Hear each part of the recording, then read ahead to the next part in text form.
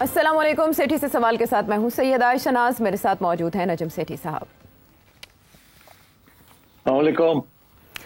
पाकिस्तान में इस वक्त मैच एक बार फिर इंटरेस्टिंग मोड पर है और समझ इसलिए भी नहीं आ रही इस मामले की कि अगर इसमें कोई रेफरी होता तो वो बताता कि मैच किसके हक में जा रहा है, कोई रेड कार्ड कोई येलो कार्ड दिखाई देता, लेकिन ऐसा होता अभी तक दिखाई नहीं दे रहा। और सबसे ज़्यादा जो रेलेवेंट हो चुके हैं सारे मामले में आईनी तरमीम को लेकर, ये मामला शुरू हुआ था मोहसिन नकवी साहब के साथ होने वाली मुलाकातों से और उसके बाद बिलावल भुट्टो जरदारी साहब ने लगाम संभाली। लेकिन अब सेंटर स्टेज ले चुके हैं मौलाना फजलुर रहमान और election commission of Pakistan.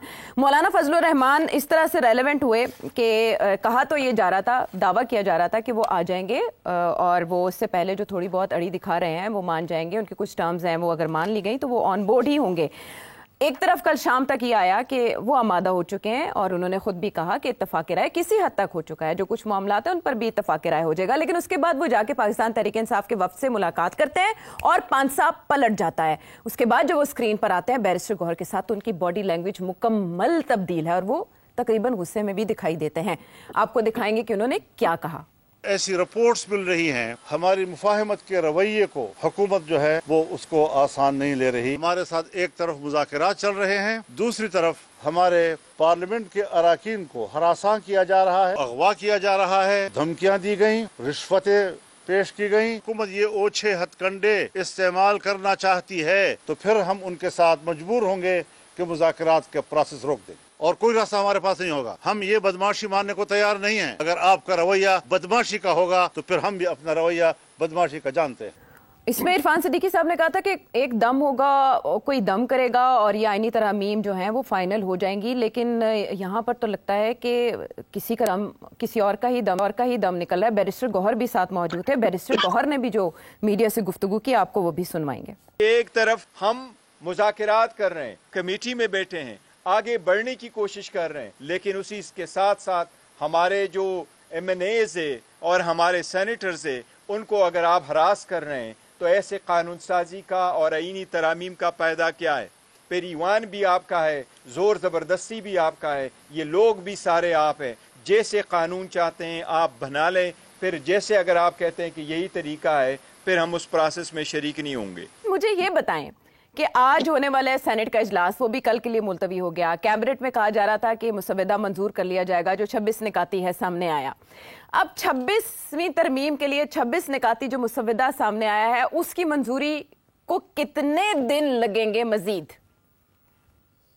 Ayesha, आपको याद होगा कि मैं हमेशा ये कहता आया कि ये मामला तय नहीं होगा जब तक तय नहीं होगा। मतलब ये कि आखिरी दम तक ये लड़ाई झगड़े चलेंगे, मज़ाकरात चलेंगे, खाएंगे जाएंगे और बिल्कुल वही हो रहा है। उसकी वजह बड़ी क्लियर है और मैं आपको बता दूं ताकि हम सिंपल टर्म्स में इसको देखना चाहिए। ओब्लिक गवर्नमेंट वो चाहती है कि इस वक्त जो अरेंजमेंट है ये कंटिन्यू किया जाए। अच्छा। PTI चाहती है कि इसको ओवरथ्रो किया जाए। अच्छा। मेजॉरिटी जजेस PTI के साथ हैं। PTI जुडिशरी को इस्तेमाल करके पार्लियामेंट को और गवर्नमेंट को और को नेगेटिव करना चाहती है। ठीक, तो ये तो दो बड़ी फोर्सेस कशमकश चल रही है। मौलाना के पास नंबर्स आ गए।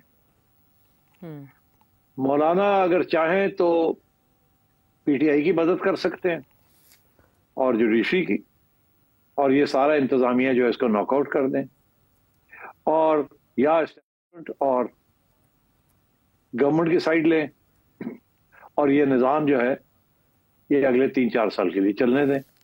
अच्छा। तो ऐसे हुआ है कि मौलाना के हाथ में गेम आ गई है। अब मौलाना ने तो जाहिर है पूरा उसमें से जूस निकालना है। मौलाना का क्या प्रॉब्लम है? क्यों इतना मुश्किल है उनके लिए कोई अच्छा फैसला करना? ये इधर का ये उधर का जी। वो PTI के साथ इसलिए नहीं बैठ सकते परमानेंटली क्योंकि KP के अंदर तो लड़ाई झगड़ा ही उन दोनों का आपस में। तो इकट्ठे तो हो नहीं सकते, एक गवर्नमेंट में होगा एक ऑपोजिशन में होगा जी। तो किसी सूरत में मौलाना ऐसा कोई काम नहीं करेंगे जिसके साथ PTI मजबूत हो जाए। मगर साथ साथ मौलाना ये भी नहीं चाहते कि स्टूडेंट और मजबूत हो जाए। क्यों? क्योंकि मौलाना ने एक दफा नहीं 2 दफा इसके ऊपर भरोसा किया और लेट डाउन हो गए। और इस वक्त जो केपी के अंदर जो मूड है, जो एनवायरनमेंट है पॉलिटिकल, वो एंटी है जी। वो सिर्फ पीटीआई के लोग नहीं, वैसे भी लोग एंटी हुए, पीटीएम वगैरह वगैरह। अच्छा। तो मौलाना जो है वो रिस्क नहीं ले सकते कि वो ऐसे लगे कि वो इस के कैंप में है। हाँ। ना वो पीटीआई के कैंप में जा सकते हैं। तो इसलिए उनके लिए प्रॉब्लम बनी हुई है कि वो चाहते हैं कि कोई ऐसा मसवदा बने जिसके साथ वो अपने सपोर्टर्स को ये कह सके हमने तो का साथ नहीं दिया, हमने जमहूरियत का साथ दिया है। और ये भी नहीं कि वो पीटीआई को ऐसा कोई चीज करे जिसके साथ पीटीआई जो है जुडिशरी के साथ दंदनाए और सारों को उड़ा दे, जिससे मौलाना भी जाएंगे। अच्छा। वो भी लगे जाएंगे। तो ये प्रॉब्लम है मौलाना का। इसलिए मौलाना जो है हर स्टेज पे मैक्सिमम कंसेशन एक्सट्रैक्ट करना चाह रहे हैं। तो अपने लिए तो अलग बात है, मगर ये ना हो कि वो जरा चली जाए या पीटीआई की तरफ चली, बैलेंस रखना चाह रहे हैं ताकि वो कह सके कि हमने पाकिस्तान की बेहतरी के लिए ये अमेंडमेंट का साथ दिया।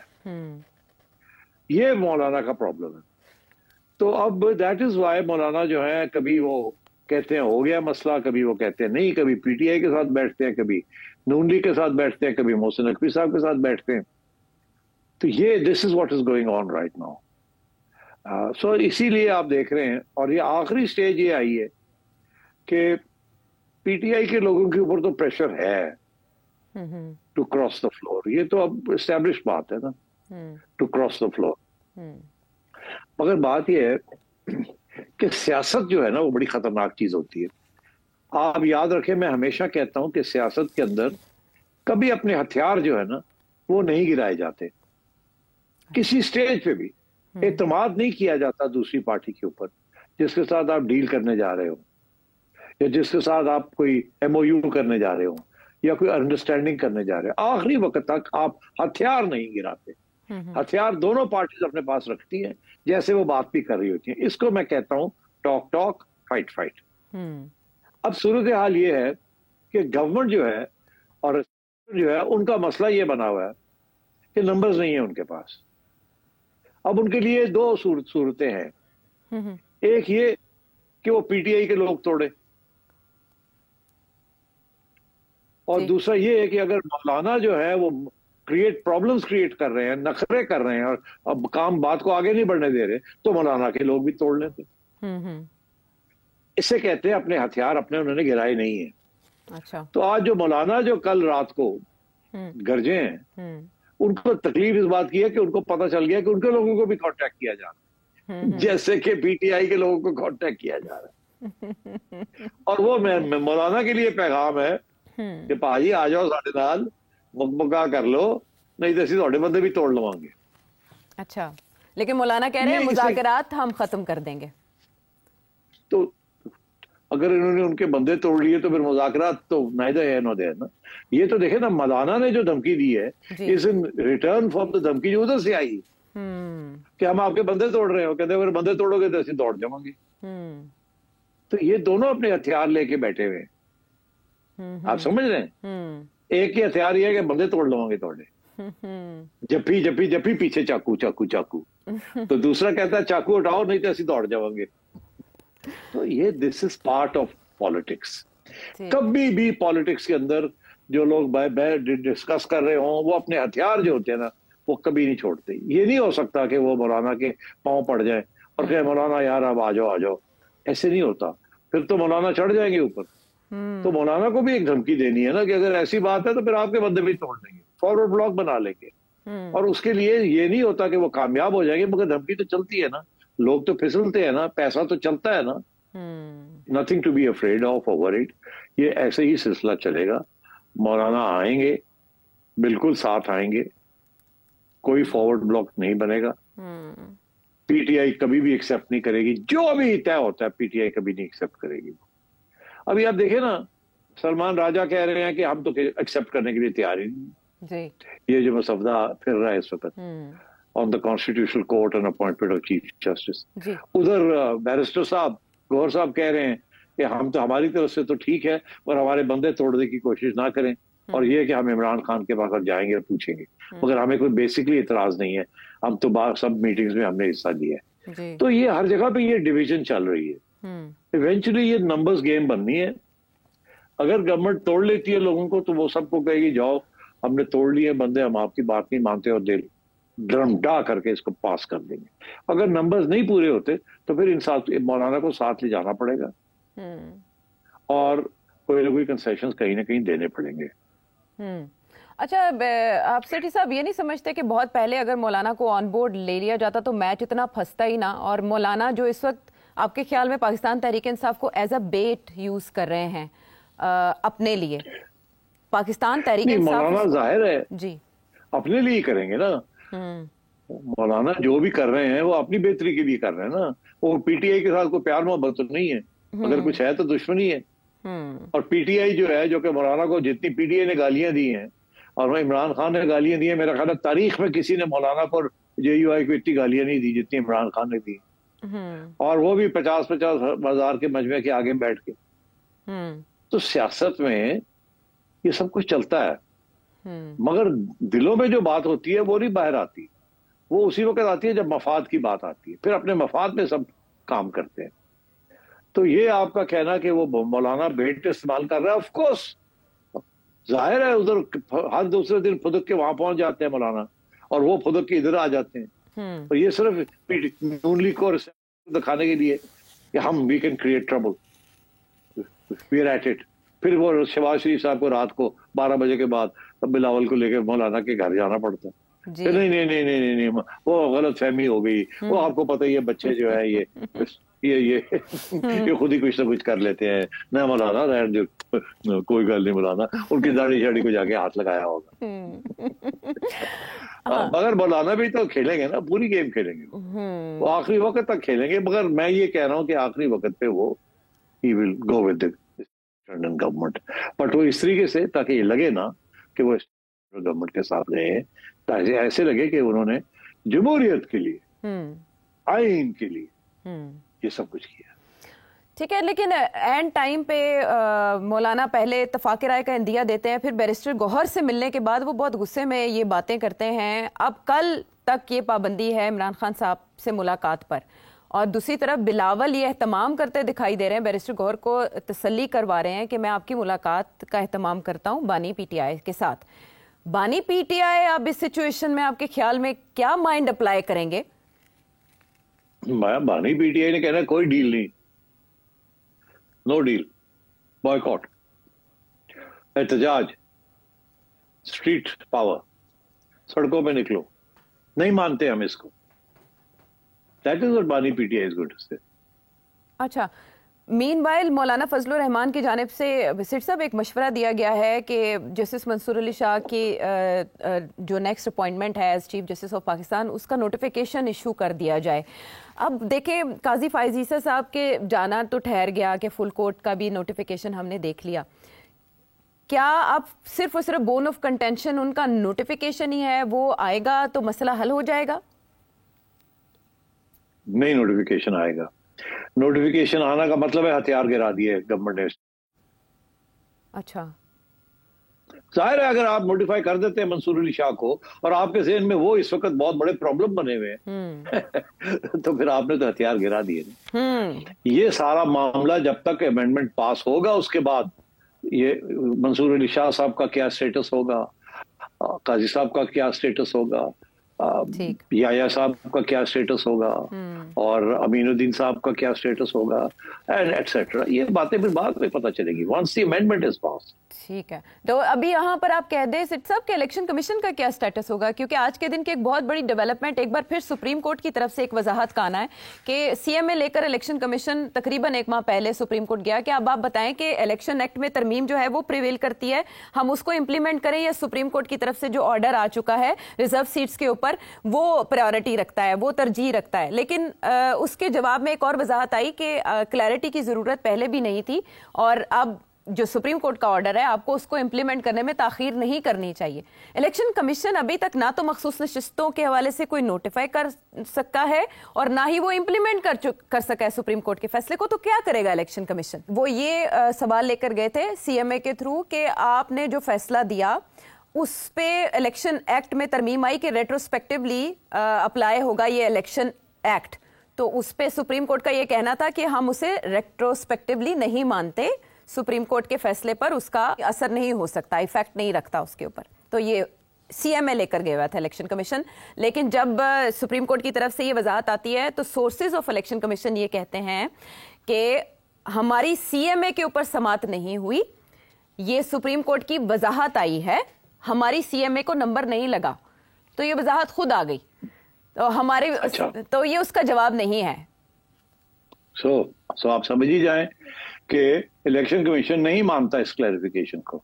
और अब मैं आपको एक बात और कहता हूं कि ये 8 जजेस साहब ने तो खुद ही कर दिया ना, ये नंबर लगाए बगैर सीएमए के जी, ठीक, उसकी हियरिंग तो नहीं हुई। अच्छा, अब काजी फायज ईसा साहब स्टिल चीफ जस्टिस जी, ऐसे ही है ना जी। पहले रजिस्ट्रार ने भी कोई इंटरवेंशन की थी, याद होगा आपको जी। काजी फायज ईसा साहब ने रजिस्ट्रार को लेटर लिख के पूछा था कि इससे पहले जो वजाहत आई थी जजेस की जानिब से उसकी समाअत कहाँ हुई और फिर वो सुप्रीम कोर्ट की वेबसाइट पर अपलोड कैसे हो गया, फिर रजिस्ट्रार का जवाब आया था उस पर। तो क्या अब भी काजी फायज ईसा कोई लेटर लिख के पूछेंगे? मैं ये कहता हूं आपके कि अगर तो काजी फायज ईसा साहब अब इसके अंदर फिर कूद जाते, अच्छा, उनकी तरफ से कोई पेशकदमी होती है जिसका ताल्लुक इस क्लैरिफिकेशन के साथ है, तो इसका मतलब है काजी साहब अगले अरेंजमेंट जो आ रहा है उसका हिस्सा होंगे। अच्छा, स्टिल इन द गेम। और अगर वो चुप करके बैठ जाते हैं और इस क्लैरिफिकेशन को चलने देते हैं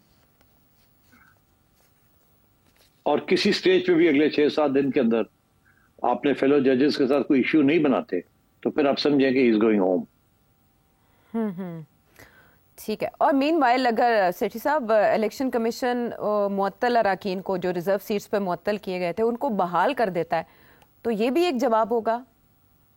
बिल्कुल हो सकता है। ये मैंने पहले कहा था आपको कि इलेक्शन कमीशन कहेगा कि हमारा मसला अभी वही है और हमें स्पीकर ने ये ऑर्डर किया है और हम एक अलग हैसियत है हमारी, हम इशू कर देते हैं, ये सारी सीट्स दे देते हैं इनको।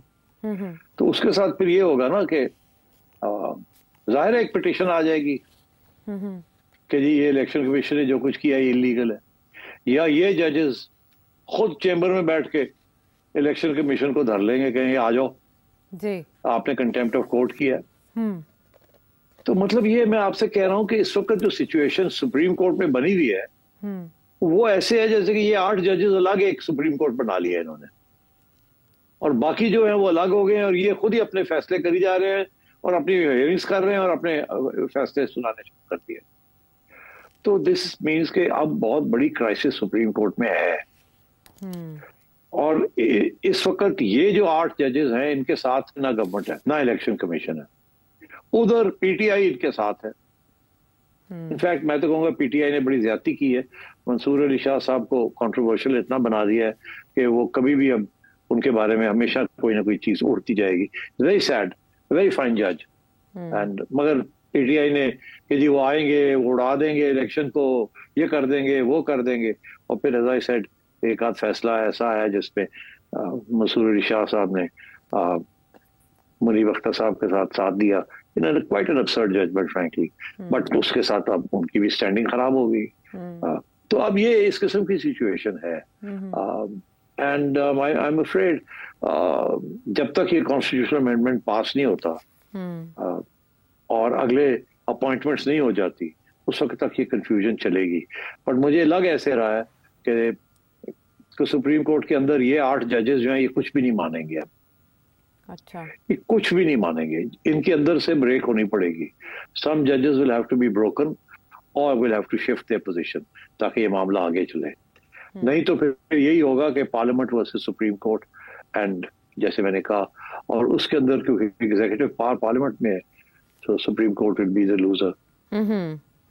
ठीक है, ये जिस तरह से आपने कंक्लूड किया, इसको बादियो नज़र में ऐसा ही देखा जा रहा है कि ये बेसिकली बालादस्ती है कि पार्लियामान बालातर है या जुडिशरी, और ये हमेशा से होता आया है। लेकिन क्या अब की बार कुछ मुख्तलिफ होगा? इसमें पार्लियामेंट की तरफ से भी क्या कोई जवाबी वार आ सकता है? बहुत से सवाल अपनी जगह हैं बरकरार, लेकिन एनालिसिस आपने जाना। एक और अहम मामला एक ब्रेक के बाद।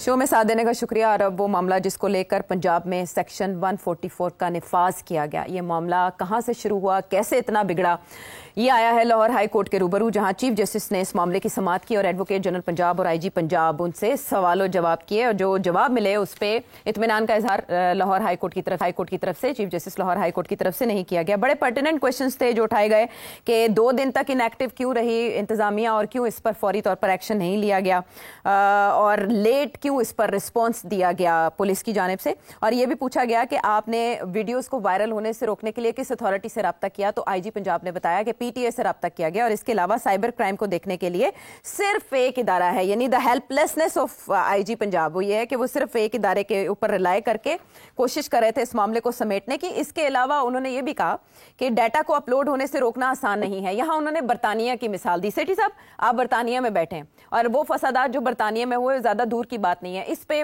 Chief justice Lahore high court ने कहा कि आप वहां की मिसाल ना दें। तो चले मैं आपसे यहां के हवाले से क्वेश्चन कर लेती हूं कि ये जो भी मामला हुआ, जिस तरह से ये चिंगारी आग में तब्दील हुई और ऐसे फैल गई कि सेक्शन 144 का निफाज करना पड़ा, ये कैसे बात इतनी बड़ी, और आपके ख्याल में मिस हैंडल किसने किया इस मामले को?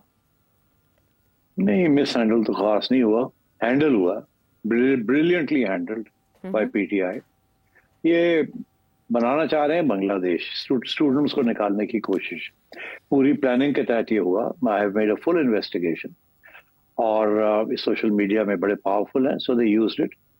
और स्टूडेंट्स, आपको पता ही है इस वक्त जो सिचुएशन है, नौजवान तबका इज ऑल प्रो पीटीआई, तो इसलिए this was a deliberate conscious planned attempt to create turmoil, और स्टूडेंट्स को निकालने की कोशिश थी कि बांग्लादेश को रिपीट किया जाए यहाँ। दैट वाज द अटेम्प्ट, और so there is no doubt in my mind, कोई ऐसी चीज हुई नहीं मगर बनाई गई। अच्छा, अब सवाल ये तो मैं बड़ा क्लियर हूं। तो अब ये है कि गवर्नमेंट को इस बात का एहसास नहीं हुआ, उन्होंने सोचा कि पता नहीं इतना बड़ा प्रोटेस्ट हो रहा है, शायद कुछ हो ही गया, let's get to the bottom of it. तो गवर्नमेंट इस किस्म के केस में स्लो मूव करती है, तो इदारे अपने आ जाते हैं, इन्वेस्टिगेशन शुरू हो जाती हैं, काउंटर इन्वेस्टिगेशन शुरू हो जाती है, तो उसमें वक्त लगता है कि यार ये क्या शोर पड़ गया, किधर है, पता करो कौन था कौन नहीं था, ये देखें वो देखें। तो ये इसमें एक आध दिन लग पड़ता है, पता ही ना चले हो क्या रहा है। तो जैसे कहते हैं ना, डेड बॉडी, अगर कोई मर्डर हुआ तो डेड बॉडी कहाँ है, वो पता ही नहीं है कि जी डेड बॉडी के ऊपर मर्डर कैसे हो सकता है। तो इसी किस्म का ये सिलसिला था कि where is the woman, where is the girl who's been raped, वो पता ही नहीं चल रहा था, और एलिजिडली रेप्ड। तो इसलिए दे वर रनिंग अराउंड, इसलिए मीडिया वाले भी कभी को अस्पताल चेक कर रहे हैं, कोई इधर चेक कर रहे हैं, कोई उधर चेक कर रहे हैं, नोबडी हैड अ क्लू, पहली बात। So I don't blame the government. It took them some time to understand that this was a concerted PTI attempt to create turmoil and use the students. पहली बात तो इस उनके ज़हन में भी नहीं था कि ये इस किस्म की चीज कर सकते हैं, और सोशल मीडिया इतना पावरफुल बना लिया है as a tool of fake news and provocation PTI ने। They had no idea, now they realise कि ओ ये तो दिस वाज दिस। अब पता भी चला कौन कैसे। अब चीफ जस्टिस साहिबा जो है, उन्होंने जो सवाल किया उसका जवाब मैं देता हूँ फ्रॉम पर्सनल एक्सपीरियंस। आईजी साहब को छोड़े आप, बात यह है कि इस वक्त अगर यूट्यूब के ऊपर कोई आपके खिलाफ, मेरे खिलाफ किसी किस्म की गलत खबर, गलत बयानी, fake news, offensive news, preaching hatred, कुछ भी आ जाए ना, उसको रिमूव करने के लिए is next to impossible in the short term, next to impossible. हमें यहाँ ये ऐसे लगता है कि जी बस वो पीटीए है, एफआईए है, उन्हें लिखें कि जी ये देखें जी ये क्या ज्यादती कर रहे हैं और इसको ब्लॉक कर दें। अच्छा, ये आप यूट्यूब को ब्लॉक नहीं कर सकते। अब मैं आपको बताऊं, मेरा एक जाती एक्सपीरियंस है, ये सिर्फ इंग्लैंड में नहीं, पाकिस्तान में नहीं, हर जगह पे विदाउट गोइंग टू यूट्यूब और उनका जो अपना process of investigation, without going through that process कोई भी चीज रिमूव नहीं होती यूट्यूब से जी। खा वो बरतानिया की गवर्नमेंट कहे या पाकिस्तान की गवर्नमेंट कहे या एफआईए कहे या पीटीए कहे, वो अपना पूरा प्रोसेस जो है उसको करते हैं। हाँ, वो हर बात है कि वेस्टर्न गवर्नमेंट से अभी रिक्वेस्ट करती हैं तो वो जल्दी एक्ट करते हैं, because it's a western organisation. और अगर पाकिस्तान जैसी गवर्नमेंट जिसके खिलाफ वैसे ही इतना महाज बने हुए हैं, वहां अगर कोई करे तो ये सवाल आ जाता है कि इज इट डेमोक्रेटिक और नॉट, ये राइट है कि नहीं है रिमूव करने की, ये गवर्नमेंट तो नहीं एक्सेस अथॉरिटी इस्तेमाल कर रही, ये लोग जो कह रहे हैं कि ये हेटेड है, ये हेटेड तो नहीं है, ये तो राइट ऑफ स्पीच है। हमारे लिए इस किस्म के इश्यूज बन जाते हैं। जब ये बरतानिया के अंदर अगर हुकूमत बरतानिया की या वहां की जुडिशरी ये ऑर्डर करे कि इसको रिमूव करे, तो उसी वक्त वो विद इन आवर्स वो रिमूव हो जाता है, बिकॉज ट्रस्ट लेवल बहुत हाई है। यहाँ ट्रस्ट लेवल नहीं है। अब मैं आपको बताऊं, मेरे एक बड़े करीब दोस्त है, समझे, बहुत ही करीब, उनके खिलाफ एक बहुत सख्त किस्म की गंदी वीडियो चल रही है जो लाइफ थ्रेटनिंग है, ओवर 1 मिलियन व्यूज। वो बड़े परेशान थे, उन्होंने FIA को अप्रोच किया कि यार ये इसको उतारें प्लीज, इट्स लाइफ थ्रेटनिंग। अच्छा। FIA ने कहा हाँ हाँ आप तो सही कह रहे हैं, अच्छा हमें थोड़ा टाइम दे। उन्होंने PTA को कहा, PTA ने आगे से कहा हाँ हाँ हम करते हैं। पता लगा 7 दिन हो गए, कुछ नहीं हुआ। फिर प्रेशर डाला FIA के ऊपर कि भाई ये कुछ करे, और by the way pressure at the highest level, इससे ज्यादा मैं नहीं कहूंगा, हाईएस्ट लेवल से प्रेशर कि इसको खत्म करे, निकाले, ब्लॉक करे इसको, कल को खुदा ना खास्ता कोई हादसा ना हो जाए। तो FIA अभी तक नहीं उसको खत्म कर सकी। इवेंचुअली क्या किया कि जब PTA ने भी हैंड्स अप हो गई और FIA ने भी कहा यूट्यूब जो हमारे घास नहीं डाल रही, हमने बड़ा कुछ लिखा, उनको आगे से जवाब ही नहीं देते हो, तो फिर इन्होंने, मैं आपको बता रहा हूँ अब बड़ी इंपॉर्टेंट चीज, कि इन्होंने अमेरिकन एम्बेसी को लिखा। अच्छा। अमेरिकन एम्बेसी के उनको जो लीगल अफेयर्स डिपार्टमेंट है उनको लिखा कि आप हमारी मदद करें, इस यूट्यूब को, ये जो वीडियो है इसको रिमूव करवाएं, this is incitement to violence.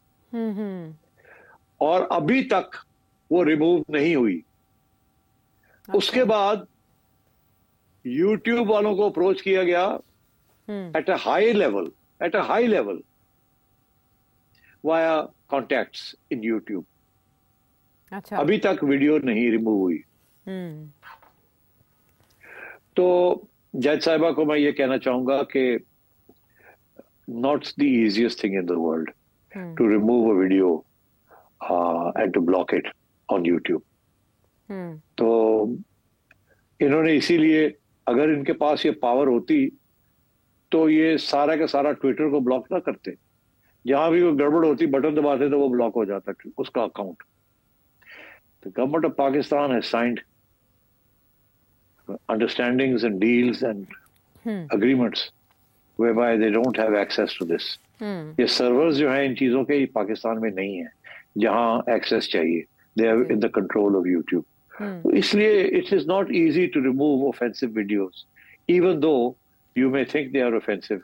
तो जज साहबा को ये IG साहब is, I have to side with him because ये IG की गलती नहीं है, उनके पास पावर ही नहीं है। और जब वो कहते हैं हमारे पास तो एक ही इदारा है, वो FIA क्राइम ब्रांच है, वो आगे PTA के पास जाते हैं और वहाँ हैंड्स अप हुए हैं सारे as far as blocking of video content is concern.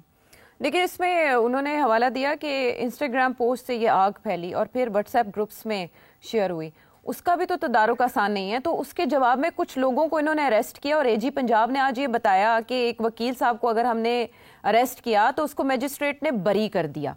उन्होंने इस बात पर भी बहुत तनकीद की। तो ये जो कानून में कुछ ऐसे फ्लॉज मौजूद हैं वो भी वजह बनते हैं इस तरह की चीज़ों की तकवीयत पकड़ने के। सेठी साहब, बात यह है कि किसी और किस्म के हालात होते और PTI इन्वॉल्व ना होती तो अदलिया का इंसाफ किसी और किस्म का होना था। आजकल अदलिया का इंसाफ is in favour of PTI। ये बिल्कुल ऐसे ही है कि अगर एक सरमायादार है, उसकी फैक्ट्री है, तो वहां लेबर भी है, ठीक है। अब लेबर ने यूनियन बनाई हुई है, ठीक है, कानून के मुताबिक, ठीक है। अब लेबर यूनियन चली जाती है लेबर कोर्ट के पास कि जी हमारे ये राइट्स नहीं मिल रही, ये नहीं मिल रहा, ये नहीं मिल रहा। 99.9% labour court will side with the labour union. अच्छा। अनलेस आपके पास बड़ा तकड़ा वकील हो और तकड़े आर्ग्यूमेंट्स हो जिसकी एविडेंस आपके पास लंबी चौड़ी हो। अदरवाइज प्रीमा फाशी on the face of it labour court will go with the union. ठीक। तो ये उसी किस्म की बात है, आजकल की अदलिया will go with PPI. I am sorry to say this but ये एक हकीकत हो गई अब कानून और अदालतें जो है they are out of sync. जी, एजी पंजाब ने भी ये कहा है कि हम जिसे गिरफ्तार करते हैं वो अगले दिन हीरो बन जाता है, कुछ इसी तरह का इशारा उन्होंने भी दिया।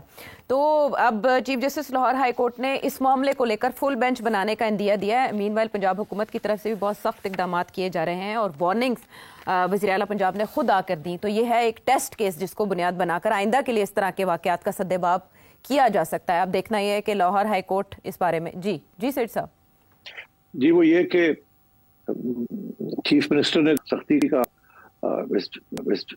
दिखाया है कि वो क्या कर सकते हैं, मगर बात ये है कि आप सोचिए कि ये कितना बड़ा जुर्म है कि किस तरीके के साथ सोशल मीडिया को इस्तेमाल करके एक बगावत ब्रू की जा रही है और झूठी खबरों के ऊपर सारा पाकिस्तान के अंदर पीटीआई के लोग उसको कर रहे हैं। तो आप देख लीजिए कि अब अगर क्रैकडाउन आता है तो फिर शोर पड़ता है कि जी क्रैकडाउन क्यों आया।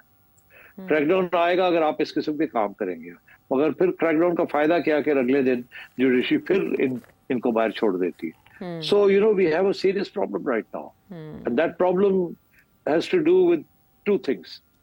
एक ये कि एक popular perception of who won the election and who lost the election, और दूसरा ये कि द एंटी सेंटिमेंट। ठीक है, पोलराइजेशन है एक्सट्रीम लेवल की, फिर इस तरह के मामला का शिकार हो जाते हैं, बजाय ये कि वो हल की तरफ जाएं उसमें कंफ्यूजन ज़्यादा हमें दिखाई देती है। वापस आते हैं हम एक ब्रेक के बाद।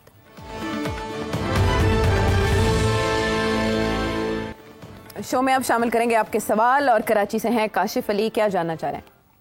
शेर साहब, जैसे आप अक्सर अपना कलर लैंग्वेज पे बात करते हैं और even the colour of the tie बहुत कुछ कहती है और बॉडी लैंग्वेज, और ये आपकी बड़ी अच्छी डिस्कशंस होती हैं इस पर। तो how do you see Indian foreign minister wearing olive green tie in the SCO dinner जो भी रिसेंटली हमारे यहाँ हुआ, और उसमें आप इंडिया और पाकिस्तान के ताल्लुकात को फ्यूचर में किस तरह देखते हैं, स्पेशली आफ्टर जो कुछ इंडिया ने कनाडा में किया है और जो उस पर कैनेडियन गवर्नमेंट का रद्द अमल आया है? जी सेठी साहब। Tie diplomacy it means a lot. अच्छा, बाय द वे आयशा, तुम्हें पता क्या कि जब मेरी टाइज जो हैं, हाँ। लोग पता क्या कहते हैं, लोग कहते हैं कि जी आप टाई पहनते हैं ताकि वो मैचिंग कलर हो आयशा के कपड़ों के साथ, यू नो दैट। हाँ, सब यार ये तो होता ही नहीं है वैसे कभी। तो यार अब हम क्या करें कि 4-5 कलर्स हैं और मैं एक कलर चूज करता हूँ और आप एक कर लेती हैं, तो कभी मैच कर जाता है कभी नहीं करता। तो वो कहते हैं नहीं जी बड़ा सोच समझ के करते हैं। तो ये उसी किस्म की बात आ गई कि टाई डिप्लोमेसी, टाई शो। आप ये टाइज के बारे में मुझे याद आया कि एक जमाने में जब मैं मुनीर फरूक के साथ शो करता था जियो के ऊपर आपस की बात, अच्छा, तो उस वक्त हम एमक्यूएम के बारे में काफी तबसरे करते थे और एमक्यूएम उस वक्त बड़ी अग्रेसिव सियासी जमात थी और मुतहद भी थी और वो हमारे तबसरे पसंद नहीं करते थे। तो उसमें अल्ताफ साहब का नाम तो नहीं लेना चाहिए मगर अब ले लिया तो जाने दें, वो जो थे वो लंदन में बैठ के गरजते थे जी। तो मैं एक दिन लंदन में था तो मैं मिलने चला गया उनको। मैंने कहा जरा सलाम दुआ तो ले। तो वहां बातों बातों में कोई बात हुई तो मैंने कोई बात कर दी कड़वी सी। तो वो काफी लाल पीले हो गए। तो मैंने सोचा कि अब एक ही रास्ता है, कोई मामला को ठंडा किया जाए। तो मैंने कहा भाई आप मुझे अब बोरी में तो नहीं डलवा देंगे। तो उसके साथ वो सारी जो बर्फ थी ना वो पिघल गई। तो फिर हंसी मजाक शुरू हो गई। नहीं मैं तो ये नहीं करता। मैं मतलब है कि मैंने बचा लिया अपने आप को, नहीं तो मैं बोरी बोलने वाला। अच्छा, अब जब मैं लाहौर में आके तो मैंने वो मुनीब के साथ हम शुरू हो गए और हर रोज हम टाइयां चेंज करते थे। अच्छा, तो जनाब वो कमाल साहब हैं IMF के, वो बहुत नाराज थे। वो उस वक्त मेयर थे कराची के, ठीक, और मुस्तफा कमाल साहब। तो उन्होंने एक प्रोग्राम के ऊपर बैठ के कहा कि ये दोनों जो बैठे हुए ना याजूब माजूब, हमारा नाम लगा दिया उन्होंने, बाजूब याजूब या याजूब माजूब। ये दो शैतान जो है ना, इनको आप देखेंगे टाइयां पहन के बैठ जाते हैं, हर रोज टाइयां तब्दील करते। तो हमारा टाइयों का तबसरा उधर से शुरू हो गया। अच्छा। उसके बाद फिर हमने कहा लो जी, बात मजा आ गया। हर रोज फिर हम अपने हर प्रोग्राम में शुरू करें, मुझे तेरी टाई का क्या हाल है, तुम्हारी टाई लाल पहनी हुई है, उन्होंने कहते आपकी पीली पहनी हुई है, मैच नहीं। तो हमने मजाक करना शुरू कर दिया।